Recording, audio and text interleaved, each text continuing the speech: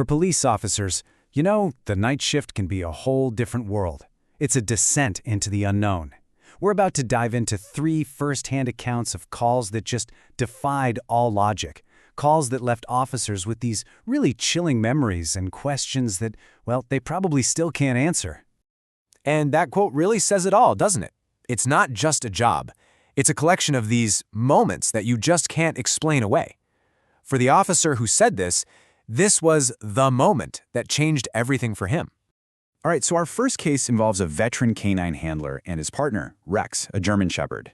Now, Rex is a total pro, unfazed by armed suspects, not scared of dark buildings.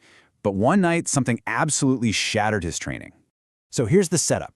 It starts as a pretty routine, if not, heart-pounding search. A suspect's on the run, and the only lead they have is an open gate and an unlocked back door. Patrol thinks he's got to be inside, so the canine unit gets the call to go in and sweep the house. The handler and Rex, they move like a well-oiled machine. They clear the first floor, every room checked, every corner secured. It's all by the book. But as they start moving to the second floor, the air gets heavy. It's thick and still. The house is completely silent, but it sure doesn't feel empty. And this is the exact moment everything goes sideways. Rex, the dog that never, ever hesitates, he just freezes solid. A low growl rumbles in his chest and turns into this frantic bark. He's not just alerting his handler, he's absolutely terrified. He's physically pulling backward, away from something they can't see. The handler follows Rex's gaze down the dark hallway, and he sees it, a tall, dark silhouette just standing there, perfectly still. He shouts, "Police, show me your hands!" Warns that a canine is there, but the figure doesn't even twitch. It just stands there, like a hole in the darkness. Then, without a sound, the figure just turns and glides into the last bedroom. The officer tries to move forward, but Rex digs his claws into the floor, absolutely refusing to budge. The handler had never seen this kind of fear in his partner. He literally has to drag the poor dog down the hall. So they finally breach the room. Backup rushes in right behind them, and there's nothing. They search every single inch, and get this, the window is locked from the inside. The closet is empty. There's no attic hatch, no crawl space, no hidden panels. It was a sealed box. The figure was just gone. So that first story leaves us with a completely impossible disappearance. Our second case, though, it shifts gears from the maybe paranormal to a chilling, very real horror story. We're following a rookie officer into a town that's been hit by a huge storm, where one phone call is about to unravel a mystery that's 2 years old. It all starts at 2 in the morning. A desperate call comes in. A man says he's been kidnapped. Then the line just goes dead. But as the officers are racing to the scene, the dispatcher radios in with a detail that changes absolutely everything. The dispatcher, she's certain the man's voice was off, altered somehow. She said he sounded, and this is a direct quote, like a young girl. This one single unnerving detail, it just transforms this whole case into something far more sinister. The officer and his backup arrive, and the scene is, well, it's straight out of a nightmare. The house is a total wreck, overgrown with weeds, pitch black because of the power outage. It's the kind of place that just screams, "Stay away," and that's exactly where they have to go. A man answers the door and starts offering up these really flimsy excuses. Oh, it was a pocket dial, that kind of thing. Inside, the house is just disgusting.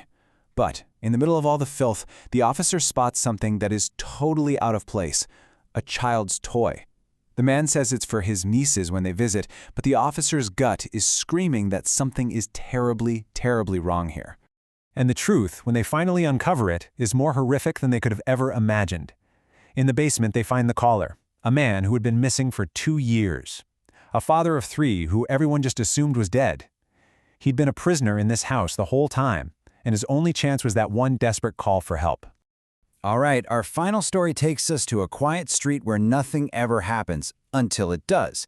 It's late October, just before 3 a.m., when a 911 call is suddenly cut short by a woman's scream. The responding officer gets there, and the house just feels wrong. The front door is cracked open, a silent invitation into the dark. Inside, there are immediate signs of a struggle. A lamp is knocked over, and then, upstairs, he finds a small pool of fresh blood. A bloody trail leads from there to a closed bathroom door. So as he's standing there, trying to process this grim scene, A sound from downstairs just shatters the silence. A single, loud creak of a floorboard. He is not alone. He moves back downstairs, following the sound to a door he missed on his way in. It leads to the basement, and in the center of that dark, unfinished room is a single metal chair. There are cut zip ties hanging from the arms, and a large pool of blood staining the floor right underneath it. All of a sudden, a figure bolts from the shadows, smashes through a window, and just vanishes into the rainy night. The officer gives chase, but it's too late. They're gone. It turned out the house belonged to a man who lived alone. He was never seen or heard from again. The reports were filed, right? The cases were, technically speaking, closed. But for the officers who were there, these stories were far from over. The real psychological toll, the part that sticks with you, lies in the details that just don't add up. All those questions that have no answers. I mean, really think about it. What could terrify a trained police dog so badly it disobeys its handler in a sealed, empty room? After being a prisoner for 2 years, why would a grown man's voice sound like a little girl's? If the missing homeowner was a man, who was the woman the neighbor heard screaming? And who or what just vanished from that basement? These officers were confronted with events that just shattered their training and their experience. The evidence they found led them to these impossible, horrifying conclusions. And it forces you to ask one final, really unsettling question. When the facts defy all logic, what does a person choose to believe?